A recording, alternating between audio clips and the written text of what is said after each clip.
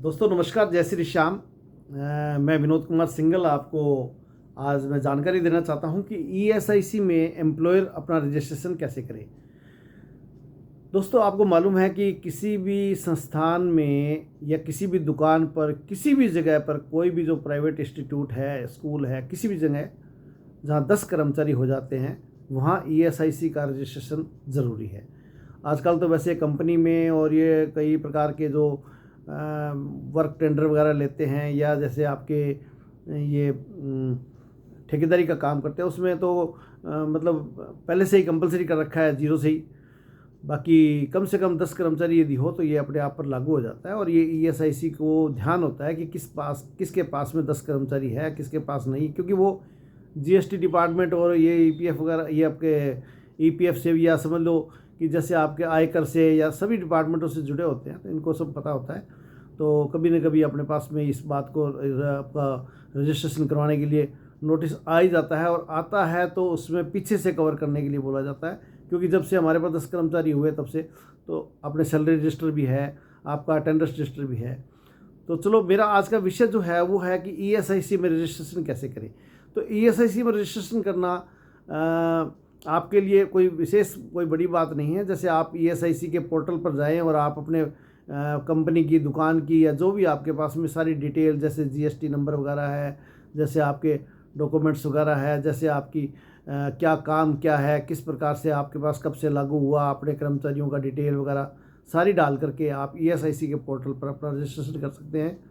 10 कर्मचारी वाली यूनिट चाहे वो कोई भी है, चाहे स्कूल है, हॉस्पिटल है, उसको ईएसआईसी में रजिस्ट्रेशन जरूर करना चाहिए और ये बहुत ही आसान भी है, कोई ऐसी विशेष बात भी नहीं है। अगर आप ईएसआईसी पोर्टल पर जाएंगे एम्प्लॉयर लॉगिन करके और उसके बाद एम्प्लॉयर में आप साइन अप कर करके और फिर उसके बाद में जो जो डिटेल वो मांगता जाता है और आप उसमें डिटेल देते जाते हैं तो आपको रजिस्ट्रेशन हो जाएगा और आपको एक 17 नंबर का पंजीकरण संख्या प्राप्त होगा, जिसके आधार पर आपको हर महीने फिर ईएसआईसी के चालान बनाने हैं, जिसमें आपको टोटल सैलरी का अभी जैसे 21,000 रुपये से कम के मतलब लिए है और इसमें 4% आपको सैलरी का देना पड़ता है। जैसे 10,000 रुपये सैलरी है तो उसका 400 रुपये ईएसआईसी अंशदान होता है और इसमें लाभ बहुत है।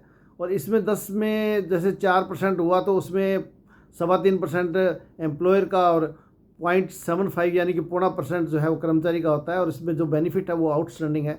ऐसे बेनिफिट कोई भी किसी भी प्रकार से कभी किसी को नहीं दे सकता, चाहे आप बीमा कंपनी से हो चाहे किसी से। तो कई तरह के बेनिफिट है, उस पर फिर कभी चर्चा करेंगे आपको बेनिफिट के ऊपर। बेनिफिट बहुत ही ज़्यादा आउटस्टैंडिंग बेनिफिट है, इसको मतलब हल्के में नहीं लिया जा सकता। तो इसमें ये कर्मचारियों के लिए, ये एम्प्लॉयर के लिए ज़रूरी है कि वो अपने 10 कर्मचारी अगर है तो उसको ज़रूर पंजीकरण कराए दोस्तों, नहीं तो ये कभी न कभी बहुत बड़ी समस्या बन जाता है।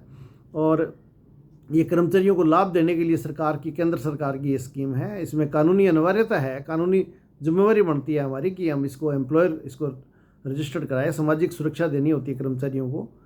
तो इसलिए इसमें कोई विशेष कोई वो नहीं है। आप ईएसआईसी पंजीकरण खुद कर सकते हैं। ईएसआईसी पंजीकरण करने के लिए आपको ईएसआईसी जो पोर्टल है उस पर जा करके आप साइन अप कर करके और उसके अंदर पंजीकरण करना, उसके अंदर सारी डिटेल जैसे जैसे पूछी जाती है वैसे वैसे डिटेल आप सारी दे सकते हैं। और इसके बाद में आपका पंजीकरण होने के बाद में आप फिर अपने जो कर्मचारी हैं उनका पंजीकरण करना होगा। कर्मचारियों का पंजीकरण करने के बाद में फिर उनको जो बेनिफिट मिलेंगे वो दोस्तों उस पर कभी बात करेंगे। बहुत ही बड़े बेनिफिट है, ऐसे बेनिफिट सामान्यतः नहीं मिल पाते कहीं भी। मतलब पेंशन भी मिलती है, इलाज भी मिलता है, बहुत कुछ है।